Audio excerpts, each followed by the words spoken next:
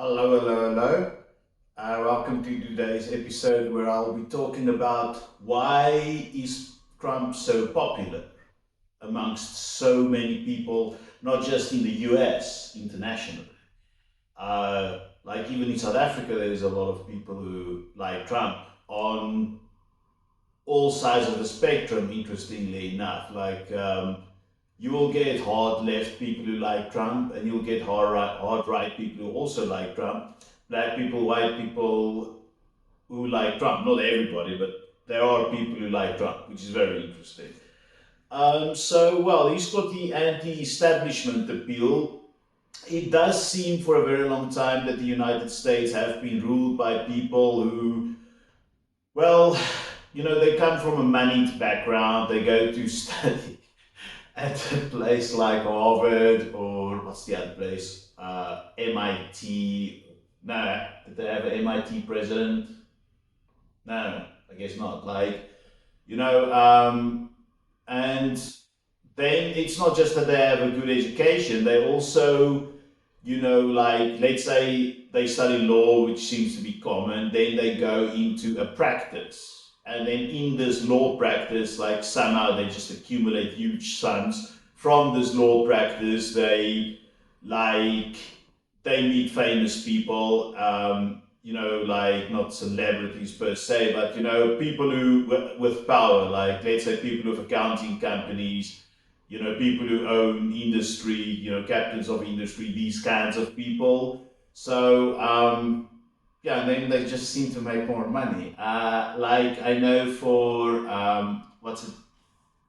George W. Bush's administration, a lot of those people went into the arms industry after they left the administration, and the arms industry is just one field where you can make the industry where you can make a lot of money. So, and a lot of people know this, and the tech bros as well. Like those guys are not being taxed. Like your Elon Musk, your Sergey Brin from Google, they make ridiculous amounts of money, and the US doesn't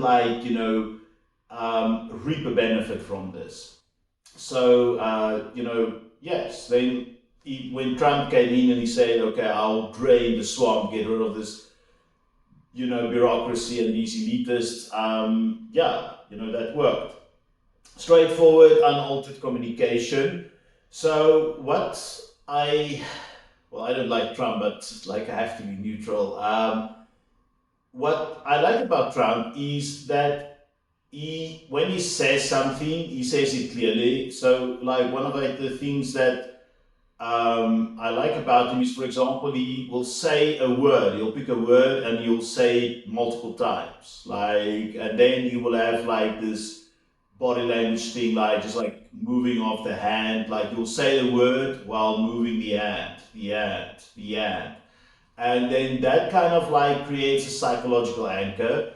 So by doing that, he can really connect with an audience. And then he doesn't use like this crazy English, that people don't understand. I mean, even although Americans are all native born, it's not like everyone has this massive vocabulary because they read like a book once every week, you know. So he doesn't use this weird legal jargon or trade, like economics jargon that people don't understand. He addresses people like people, which I guess comes from his long background as a salesman. He's been selling himself his entire life. Populist economic policies, job protection, globalization, and tariffs. I've said it before, I'll say it again. Globalization, I'm pro globalization. I think, if you look at any economics textbook 101, globalization is better because it will allow, let's say, basic foodstuffs like grain to cross borders cost effectively and make it cheaper for the consumer. Now, yes, there will be people who will get screwed over, like farmers, for example, if those local farmers charge a higher price, yes, they will be, like they will leave the industry, but it will come for a benefit of the local person. However, the US economy used to be set up in such a way, like, pre-Clinton era, because Clinton is the guy who signed all these WTO, like, tariff deals and whatever, like, who basically, he started the deindustrialization of the US. And then you started, like, the appearance of the Rust Belt and these kinds of things. So then globalization, when it causes deindustrialization, big problem. You can't, like, you can't, like, allow globalization to do this to you. Then a way to protect your industry is by tariffs. So, like, let's say you have a specific robust industry, like, for example, motor cars in the US. Especially if it's a kind of motor car, like, let's say trucks is a very good example. Trucks, or let's say your mainstay kind of vehicle. Like, I'm trying to think about a model now. Let's say just like your lower end, like, 4-seat sedan kind of vehicle, like those things. That's absolutely necessary for the economy. If you protect, like, I mean, you can put a 500% tariff on a Ferrari, people will still import it because they've got the money. Like, people who buy a Ferrari, they don't buy it with 30% of their income. No, they've got lots of income. So it's about kind of protecting your industry, okay, which is crucial. Crucial also will lead to deindustrialization. Um, and blue collar workers, like, really like this because it, being protected, feels nice. So then also the America First nationalism, put America first. There's been a feeling that countries like South Korea, Taiwan, these Middle Eastern countries, like, what's it, Egypt, Israel, well, not Israel, Israel seems to be the special child, firstborn child, no pun intended, like, Saudi Arabia, Japan, Germany, like some NATO members, like Spain, doesn't seem to be doing anything at all. Like, they're smooching off the US, which technically is correct. Like, I don't know about, like, the others, but I do know, like, Europe and Israel are definitely smooching. Like, they contribute very little to their own defense, and in that case, like, Trump is 100% correct. And by putting your own country first, like, let's say, looking, well, I don't know, like, in these 4 years, did people get better housing? Did they get cheaper food? Did they get better education? Did they get better Medicaid? I'm not on the ground. I can't say, like, should maybe investigate, like, those things about this term. But, just by saying America first, or the MAGA hat, Make America Great Again, that's an excellent catchphrase. White on red, perfect color contrast. And then also, like, the hat goes on the head, right? It's much better to see. It's like, what, let's say your average man, your average American's, what, 1.8 meters or something. I'm shorter, I'm 1.7. Wow, I feel so inadequate. Like, so the hat is elevated, and it's way better than a t-shirt where, let's say, you move your body a bit and, like, the print is no longer visible. So it's, like, perfectly situated. And the hat is a useful piece of clothing. You can, it doesn't really get dirty. You can wear it all the time. The t-shirt you have to wash, right? So this is, like, really well done. Immigration stance. So it's about jobs, security, and identity. I don't think jobs and security is an issue. It's a make-believe issue that Trump, like, successfully inserted into the narrative. Like Ricky Gervais, the famous British comic, said, if your job is stolen by someone who doesn't have connections, who can't speak the language, who doesn't have any money, or who doesn't have any skill, maybe you're like a shitty guy, you're like incompetent. I believe like in that. Also, like in the right now in the US, unemployment is very low, so that's not really possible. However, security is borderline. Like there is like now evidence that like these dodgy Central American gangs, like what's it, MS-13, they are moving into the US. They've always been there. I mean, since the 80s with like Pablo Escobar and this crazy drug trade. But like now, there seems to be a greater willingness to use weapons on US soil, and that's a problem. Like it seems that it's fine if they shoot each other dead in their own countries, but yeah, if like if they do this on US soil, then obviously there will be US casualties like the police or even civilians who happen to be in the crossfire. Cultural identity is an issue. I can see both sides of the stance of sides of stances of like the issue in the sense that you don't want your identity to disappear. Like and people feel very threatened by it because you're proud of your identity. Your identity embodies like who and what you are. Identity is very important. Um, so to an extent, like now that you suddenly have like here is a guy from mosque, here is a guy with like where did the Jews spray? The synagogue. There's a guy with like some Hindu temple.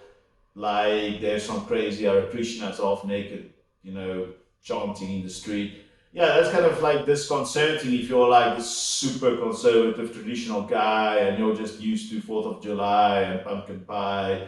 Now you've got all this, how do I say this without being cancelled? Like, how do I say it in a political correct way? Now you've got this like, um, yeah, this like presence of the other, okay, the presence of the other, and for someone who's not like open-minded, someone who doesn't like change, that's disconcerting, and I fully understand that, and Trump's like capitalizing on that.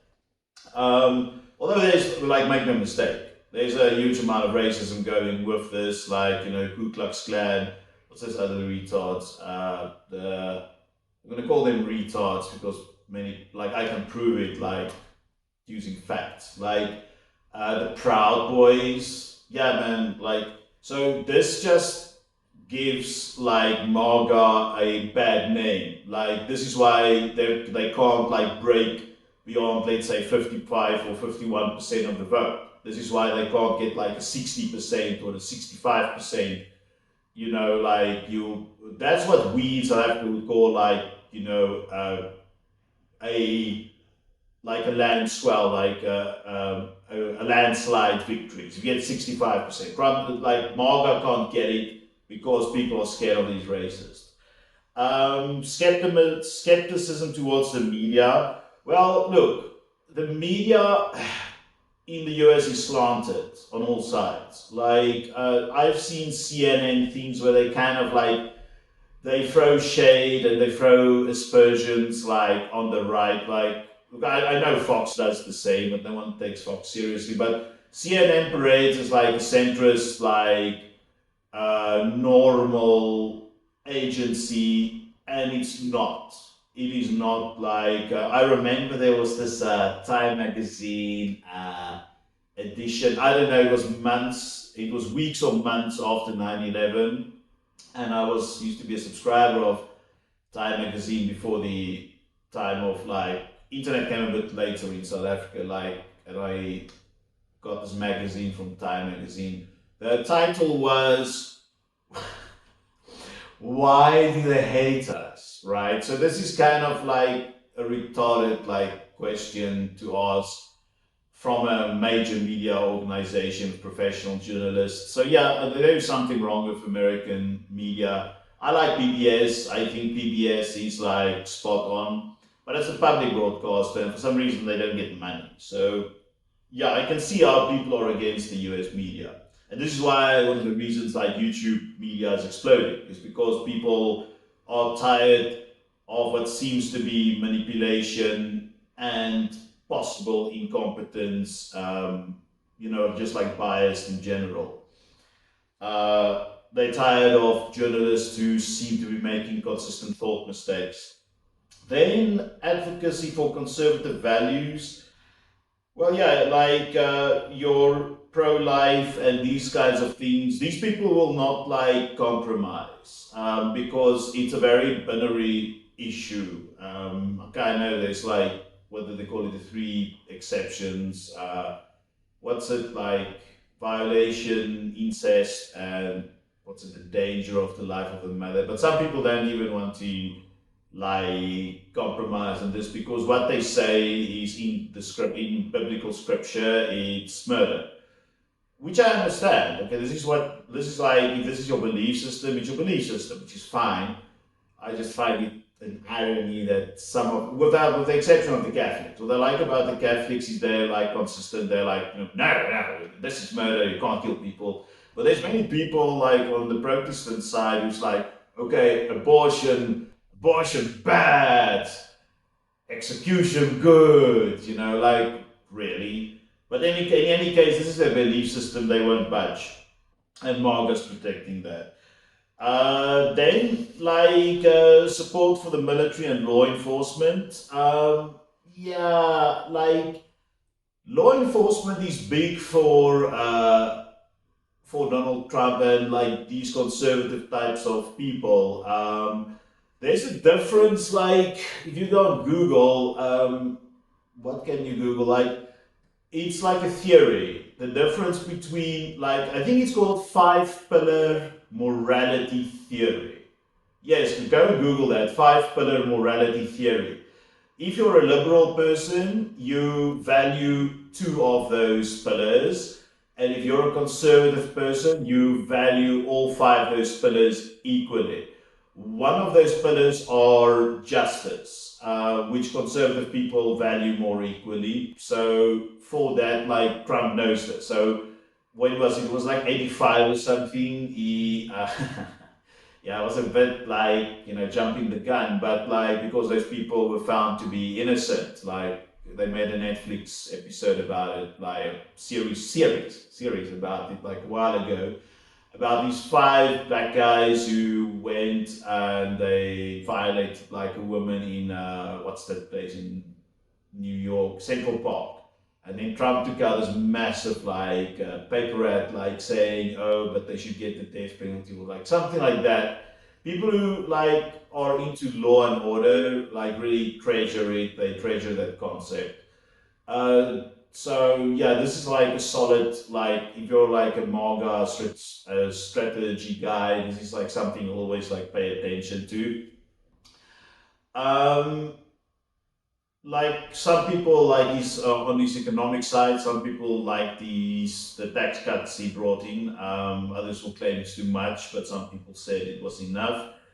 Um, he's very charismatic and he backs this up by his celebrity status. So those of you who have seen The Apprentice, I thought it's a boring show, but not because it's The Apprentice. Like, but The Apprentice was probably like one of the better reality TV shows because you get these little tasks to do and stuff like that. But I still found it to be boring. Like, but it's because my personal view, because like I don't like reality TV. But you could see in that show, like here is someone who appears to be competent, and like when he ran for president the first time, he went down that escalator and he wanted to go onto the sidewalk and speak to people, and the guards or the security people were like, no sir, you can't go out, it's too dangerous, we didn't like plan for this. He's like, no, he insists, and he went outside and the people were really overjoyed to see him. So, and like you're only happy to see someone if they're charismatic people, you're not happy to see someone who's boring. um he seems to have like some form of resilience. So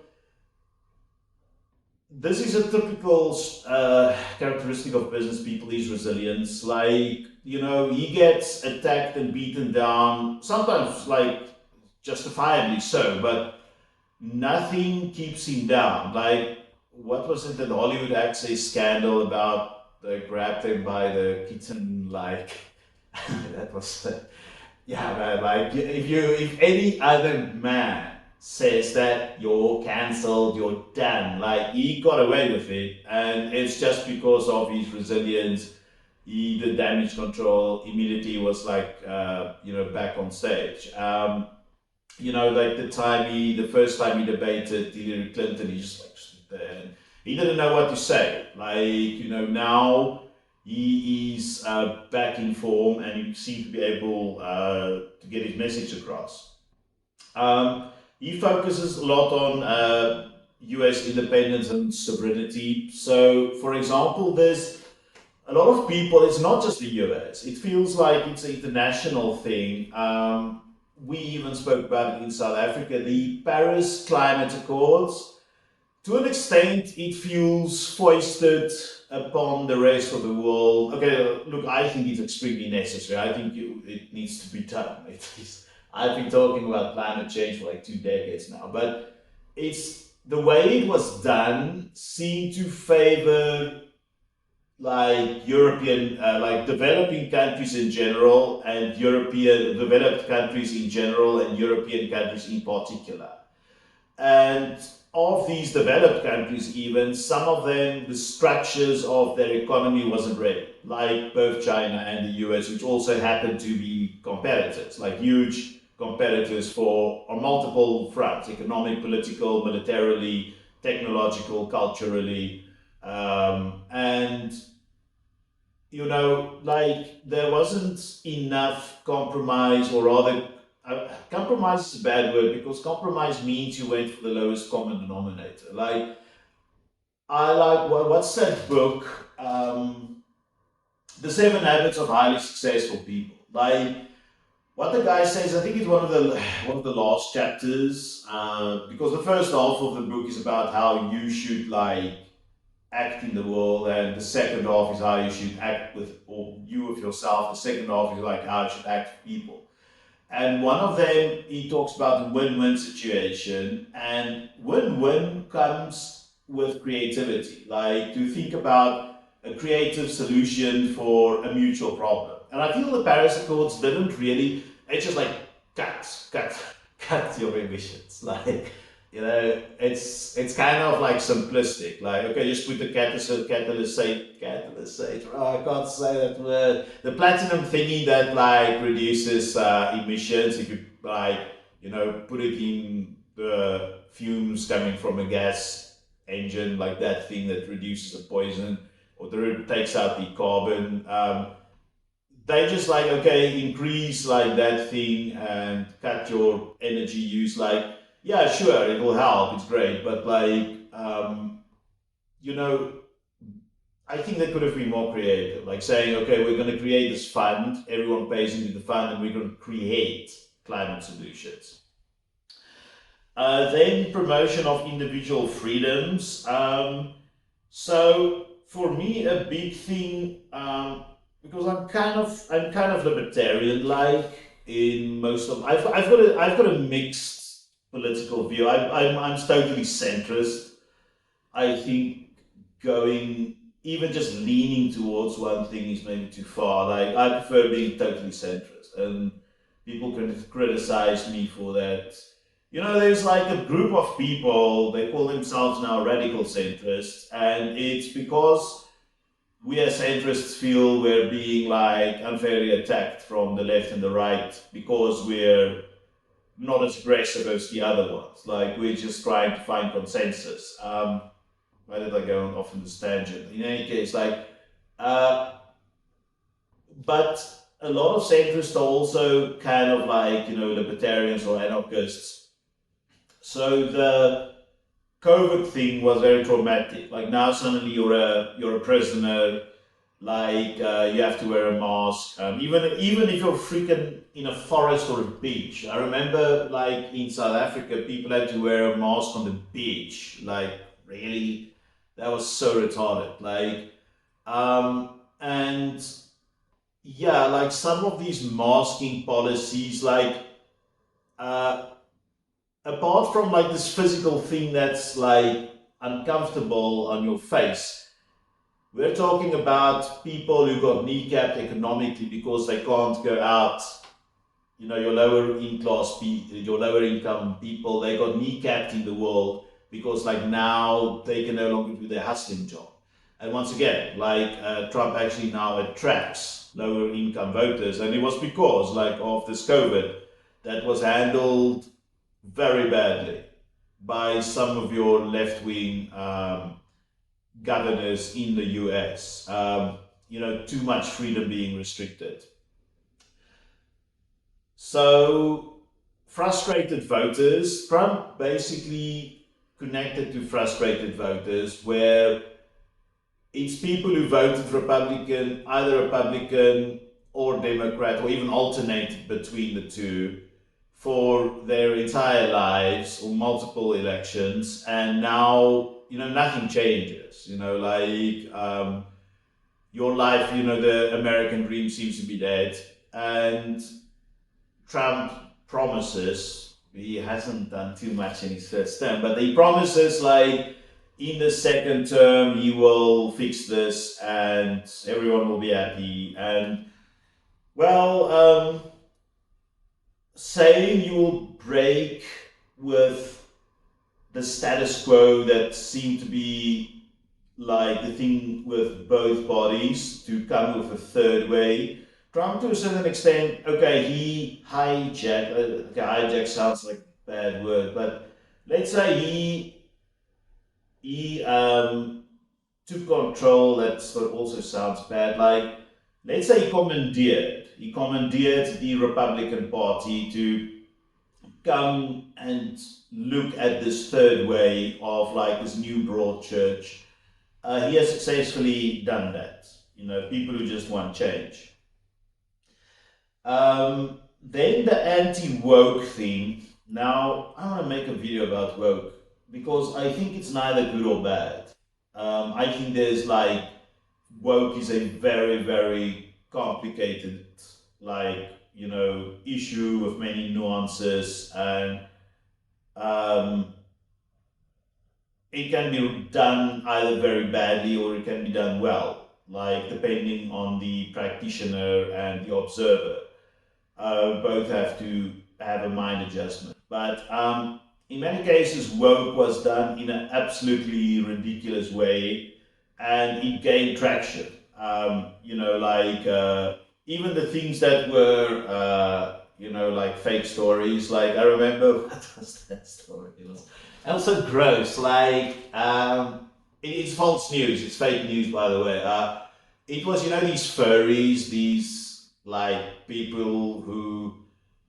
I want to do an episode about furries as well, because I want to know what the hell it is like. But in any case, so furries identify or like to play out a animal character, and apparently at this one school, fake news, and I just want to say this again clearly.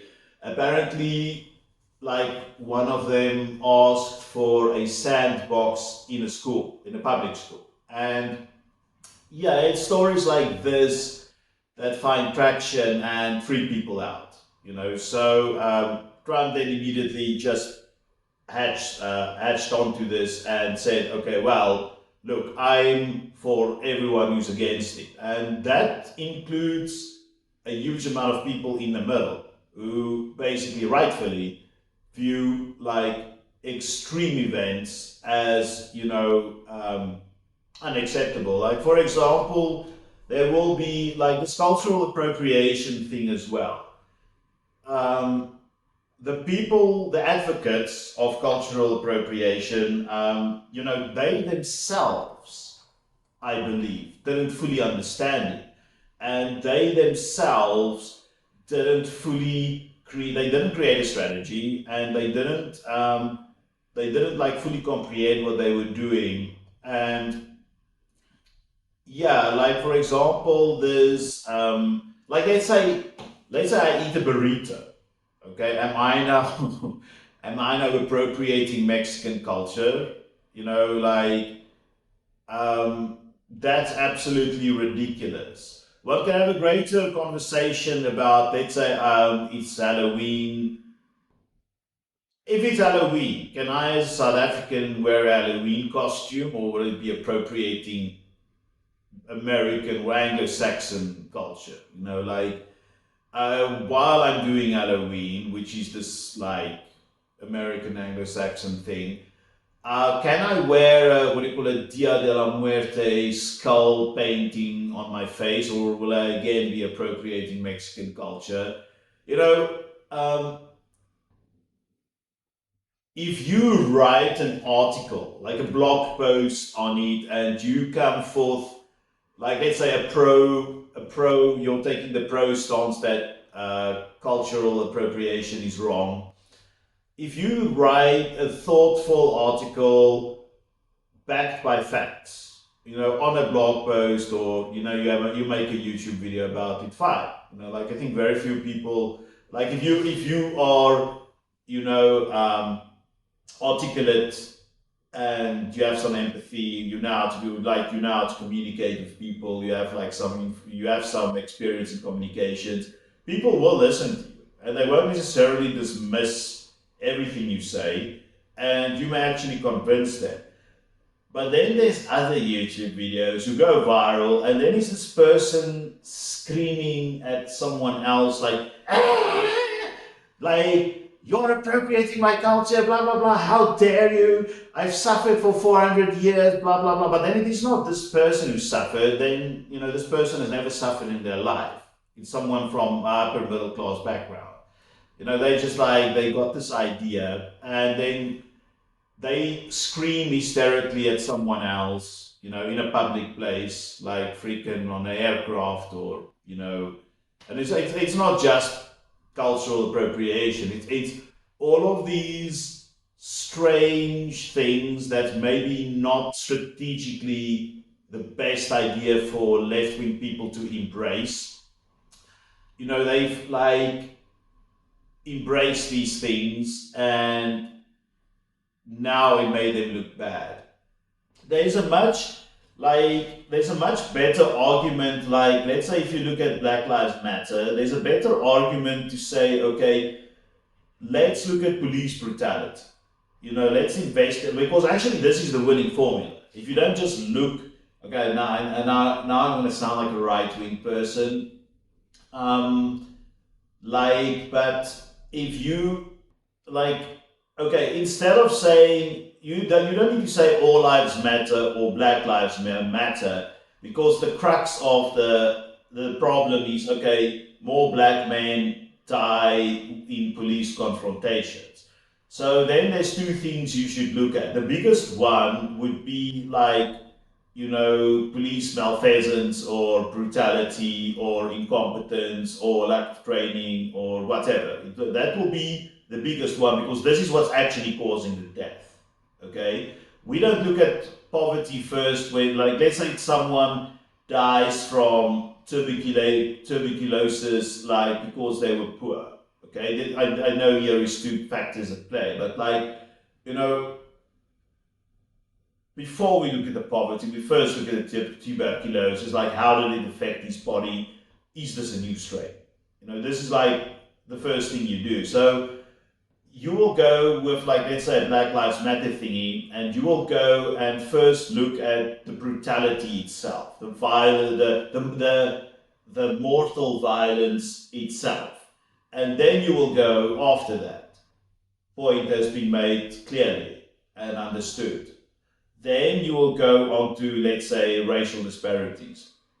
But as a whole, Black Lives Matters is something a greater audience can understand, as opposed to something that is like very niche. Like if you're going to tell people to feel guilty about slavery, and they, to make up for the guilt for slavery, every white person should like burn a candle on Juneteenth. okay, and then say a prayer to God and ask God for forgiveness.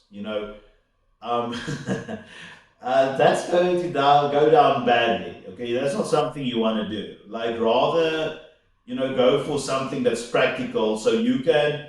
What I always advocate is try to get consensus. Try to get the biggest amount of people on your side, because with numbers you win. Okay, like the amount of people. It's not by taking niche issues. Okay.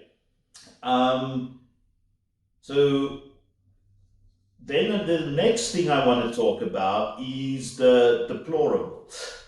Okay, so this was a massive, massive own goal for the Democrats, or for Hillary Clinton in particular. And now it seems Biden, who by manifestation, essentially hurt Kamala Harris. So you cannot say people are garbage or if they're deplorable. Okay, I can say it because I'm a civilian, and I rant and rave and cause trouble and quarrels, but I'm not running for president. I'm not like trying to convince people to vote for me. If you're trying to convince, how many people in the US can vote? I know the population is 400 million, but a bunch of them is children and a bunch of them not registered. Is it 150 million? I don't know. And I know the US has a youthful population as well. But in any case, this is a huge amount of people you need to convince. And especially if you look at the fact that Trump's base is like worker class. There is, and we have it in South Africa as well, there's this tendency to look down upon blue collar workers, to make them, to say they're stupid, or like in South Africa, we would call them common. Okay, if you're a South African, you'll know exactly what I'm talking about. Common people. Disparage them like, oh, you're stupid, or oh, you're basic, you're uneducated, you're poor. Even worse, you're deplorable, you're garbage. Now, just to put it into context, apparently what Biden was saying, and it was in the heat of the moment, and it was, I want to underline heat of the moment, because we all say stupid shit when we're caught in the heat of the moment. It was because of this racist thing that this right-wing comedian said about Puerto Rico. He said it's an island of garbage. Yeah, in any case, you can't say people are garbage. That's like an awful thing to say. It's an awful thing to say as a human being. Point two, it's not the way to go if you want to win an election. Then basically Western values. Amongst these MAGA people, there is a feeling that certain Western values is being eroded, like the nuclear family. Now, I don't fully agree with it. I just think society transforms itself and it evolves, but I have many conservative friends, and this is their concern. And well, look, it's a bunch of smart people. If this is their concern, it's their concern, and you need a different narrative to take to argue this argument. To say, oh no, it's not being undermined. Look, I can, but the people like Kamala Harris didn't seem to do it. The liberal elite. This is an issue that Trump addresses, in the sense that all of these Hollywood types, if you're an artist, and actors are artists, you tend to be more liberal. Like me, for example. This is a podcast or a YouTube video. I don't refer to it as a podcast. This is just a video cast, a vlog, vlogging. Yeah, this is like a video log. If you create something, you tend to be more liberal. Like they've proven this with science. But The thing is, it doesn't mean you should like, if you're going to be liberal, it's fine, I guess, and you don't hurt anyone. But then you also need to take into consideration if you're going to attack conservative people all the time, like what's the character, Sean Penn, then this is going to become your new persona. And then you're going to, now you come and you support or you endorse Harris, because the celebrity vote obviously doesn't count, because they're like what 0.00000000001% of the voting block. But you support Harris or you endorse her. Now Harris is further being connected to the liberal elite. Okay, so it's kind of like, okay, I know Trump's been endorsed by Elon Musk and he's elite, but he's not liberal. Then gender roles, okay, and family structures. So people who are conservative just in general reject transgender, rights. I don't know exactly why. You can say they're transphobic, but I think that's a bit simplistic. I just think, once again, if you are conservative, then you don't like changes, you're not that open-minded. And look, I'm not saying it's not a negative thing. This is like, a personality thing, like, what do you call it, like the MBTI, Myers-Briggs thing. That's just the way you are. And then, like, uh, people like the liberal people, or like, let's say, not the liberal people, like let's say the hard left, pushed the trans thing very hard in the last 10 years. Now it has receded. Now I don't think this transgender thing's a problem anymore. I think, those people got essentially what they want, especially in the US. And now that has receded. But for example, to this thing about getting them into sport, that was a mistake on the part of transgender activists. Like maybe far, far into the future. Like once people just get used to seeing a transgender person on the street or in a club or a restaurant, then like it's appropriate to bring it up. And I'm not talking about it because it's my personal view. I'm just talking about it because I'm trying to think about what's the most pragmatic way for these people to get their rights. Sometimes one just has to be patient. It's just how it works. Then progressive education. So progressive education, look, I'm not against progressive education. Like, history should always be reevaluated. Look, facts are facts. Facts don't change, and hard evidence remain hard evidence until there's a better set of evidence to disprove it. Now, I'm not totally against changing textbooks. I think one should approach it with caution. And there seems to be in certain states, so I know the state rights and stuff, like in a state you can kind of do what you want to, even, like with the death penalty and stuff. Some people push this thing very hard. Like let's say a far left, or I'm not going to say even far left, a hard left agenda, which in many cases seems to be anti-men and seems to be anti-white. And remember, white's your biggest voting bloc. It's 60%. And many's a minority, it's like 49%, but whites make up 60%. Now, if you're going to push this thing, remember it's not just about what happens in your city or your town and your state. This stuff goes onto the internet. It goes onto, news channels.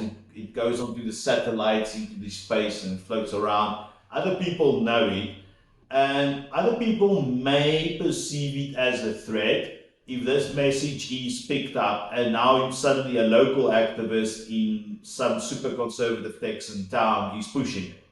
Okay, then people say, oh, okay, we're under threat. And Trump seems to promise to alleviate this threat. Um, then there's also his thing about being the underdog. Okay, and people love like underdog, the guy that seems like he's not going to win. There was like so many indicators for the first time Trump was elected, like okay, he's not going to win and stuff like that. But they were reversed. This election now, the upcoming one, 2024, will be much more tough. Um, there is a possibility either Trump or Harris can win by a landslide because of the margin of error. And as I said, I don't believe polls. Like I don't discount polls. By no means do I discount polls. Like one of the reasons that pollsters are so hard up trying to get the results right now is this is kind of one of the showcases for pollsters. Because remember, it's not like they're sitting on their hands for 4 years doing nothing in between elections. Like companies use that, to find out. Like let's say a company like GlaxoSmithKline or Unilever wants to launch a new product. They need to know, okay, how do people feel about, let's say, fudge, a fudge toothpaste? Will you buy a fudge toothpaste, yes or no? Okay, this is important because if GlaxoSmithKline is going to develop this thing and make 1 million bottles, they're going to lose a fortune if it flops. Then, with regards to the rural vote, many rural voters feel left behind. For example, your farmers in California. California is interesting. If you look at on a map, for an electoral map for the blue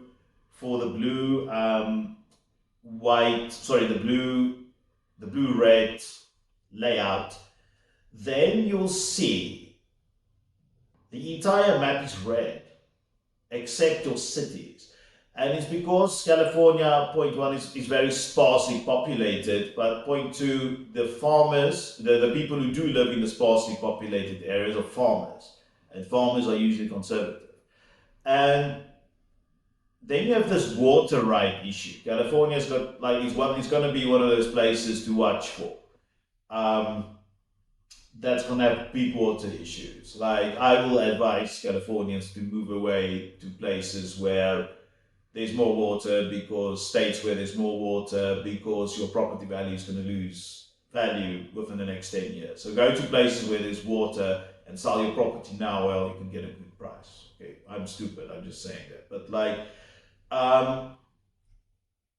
these farmers' water, has been diverted. So they feel then, there is an issue. Their water is being diverted, and there's nothing they can do about it because they're the minority in the state.